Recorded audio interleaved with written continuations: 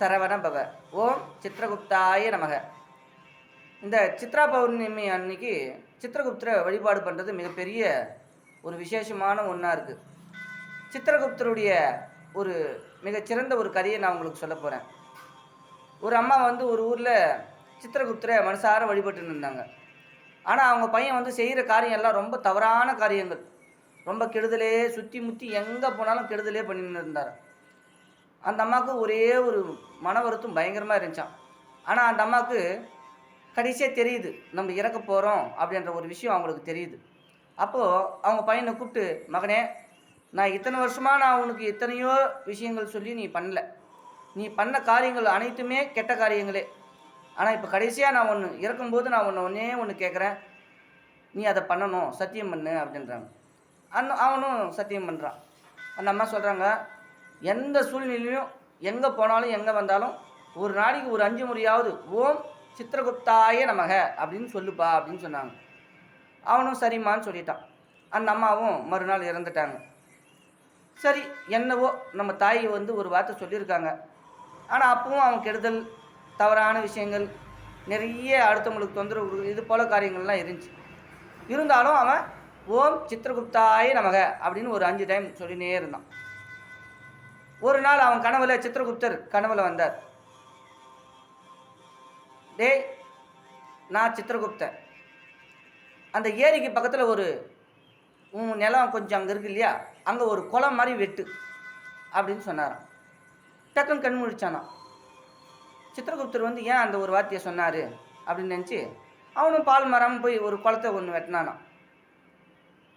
வெட்டிட்டு வந்து படுத்துட்டானான். அப்போ சித்திரகுப்தர் வந்து அவனுடைய ஏட்டை எடுத்து பார்க்குறாரு. ஏட்டை எடுத்து பார்த்தா ஒரே பாவ காரியங்களே இருக்குது. சரி, அவனுடைய நாள் எப்படி இருக்குதுன்னு பார்த்தா அவனுடைய நாள் முடியும் தருவாயில் இருக்கிறது. சரி, இது சரியாக வராது அப்படின்னு மறுபடியும் அவன் கனவுல போகிறார். டேய், நான் சித்திரகுப்தன் வந்திருக்கேன், நீ யமதர்மன் உன்னை கூப்பிட்டு முதல்ல சொர்க்கம் அனுபவிக்கிறாயா நரகம் அனுபவிக்கிறாயான்னு கேட்பார். நான் முதலில் சொர்க்கம் அனுபவிக்கிறேன்னு சொல்லு அப்படின்னு சொல்லி மறைஞ்சிடுறார். அவனும் கண் முழிச்சு பார்த்தான். சித்திரகுப்தர் கனவுல வந்திருக்கிறாரு. அப்போது யமதர்மர் திடீர்னு ஏதாவது கேட்டால் முதலில் சொர்க்கம் அனுபவிக்கிறேன்னு சொல்லு, நரகம் அப்புறம் அனுபவிச்சுக்கிறேன்னு சொல்லு அப்படின்னு சொல்லிட்டு போயிருக்கிறாரு அப்படின்னு அவன் மைண்டில் இருக்குது. ஒரு 4 நாள் அப்படி ஊரில் தெரிஞ்சுன்னு இருந்து மாரடைப்பால் இறந்துட்டார். மேலே வந்தார். யமதர்மராஜர் வந்து சித்திரகுப்தரை பார்த்து, சித்திரகுப்தா, இப்பொழுது இருந்தானே அவனுடைய ஏட்டு கணக்கை பாரு அப்படின்றார். ஏட்டு கணக்கை பார்த்தார். என்ன இருக்கிறது என்று யமதர்மர் கேட்குறாரு. அதுக்கு சித்திரகுப்தர் சொல்கிறாரு, யமதர்மராஜா, இந்த ஏட்டில் மிகப்பெரிய பாவ கணக்கு அதிகமாக இருக்கிறது அப்படின்னு சொல்கிறார். அப்போ அவனை நரகத்தில் போடு அப்படின்றார். அப்போ சித்திரகுப்தர் சொல்கிறாரு, யமதர்மராஜா, அதில் தான் ஒரு விசித்திரமான ஒரு கதை உள்ளது அப்படின்னு. என்ன? இறக்கும் தருவாயில் ஒரு 5 நாட்களுக்கு முன்னாடி, அதாவது ஒரு இடத்துல குளம் வெட்டியிருக்கார். அந்த குளத்தில் மலையிலிருந்து நீர்நிலைகள், மழை வந்தால், வெள்ளம் வந்தால், அப்புறம் பார்த்திங்கன்னா ஏதாவது மழை, ஜவ்வு தண்ணி, இப்படி ஏதாவது வந்து அந்த குளத்தில் வந்து சேருது. மாடு வந்து அதை குடிச்சிட்டு போகுது. ஒரு மாடு ஒரு முறை தண்ணீர் குடித்தால் 7.5 நாழிகை சொர்க்கம் ஆகும்.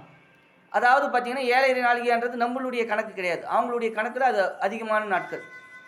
அப்போது அவருக்கு அந்த நாட்கள் மட்டும் சொர்க்கமாக விளங்குகிறது அப்படின்னு சொல்கிறார். சரி, அவர் என்னன்றாரு, அந்த நாட்களை வந்து அவர் சொர்க்கம் அனுபவிக்கிட்டோம், மற்ற நாட்கள் நரகம் அனுபவிக்கிட்டோம். டேய், இங்கே வாடா, எங்க நீ முதலில் சொர்க்கம் அனுபவிக்கிறாயா நரகம் அனுபவிக்கிறாயா அப்படின்னு கேள்வி கேட்குறார். அப்போது அவர் யோசிக்கிறார், சித்திரகுப்தர் என்ன சொன்னார், எதை கேட்டாலும் முதலில் சொர்க்கம் அனுபவிக்கிறேன்னு சொல்லு, பிறகு நரகம் அனுபவிக்கிறேன்னு சொல்லுன்னு சொல்லியிருக்காரு அப்படின்னு அவர் யமதர்மராஜனை பார்த்து கை கூப்பி, ஐயா, நான் முதலில் சொர்க்கம் அனுபவிக்கிறேன், பிறகு நான் நரகம் அனுபவிக்கிறேன் அப்படின்னு சொல்கிறார். சொர்க்கம் அனுபவித்த நாள் முடிஞ்சு போச்சு. அப்போது யமதர்மராஜா சித்திரகுப்தரை பார்த்து அவனை நரகத்தில் தள் அப்படின்னு சொல்கிறார். ஐயா, மீண்டும் அது சிக்கலில் இருக்கிறது.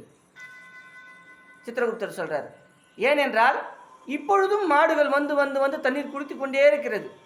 அதாவது நாட்கள் சொர்க்கம் எக்ஸ்ட்ரா போயினே இருக்குது, அதனால் இன்னும் சொர்க்கம் முடியவில்லை அப்படின்னு சொல்கிறார். அதாவது அந்த குளத்துல மாடுங்க டெய்லி வந்து தண்ணி குடிச்சுனே இருந்தால் இவருடைய நாட்கள் வந்து சொர்க்கம் அதிக நாட்களாக மாறிக்கொண்டே இருக்கிறது.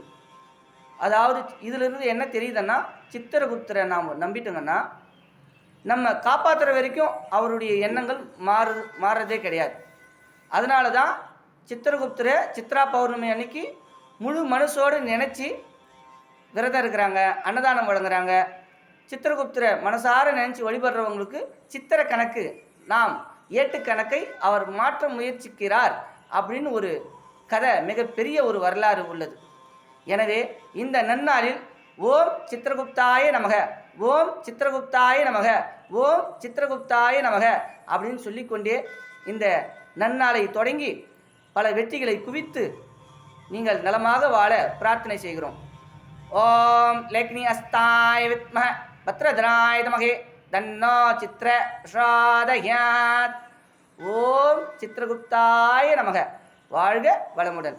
ஓம் சரவண பவ. பிறரை மகிழ்வித்து மகிழ்.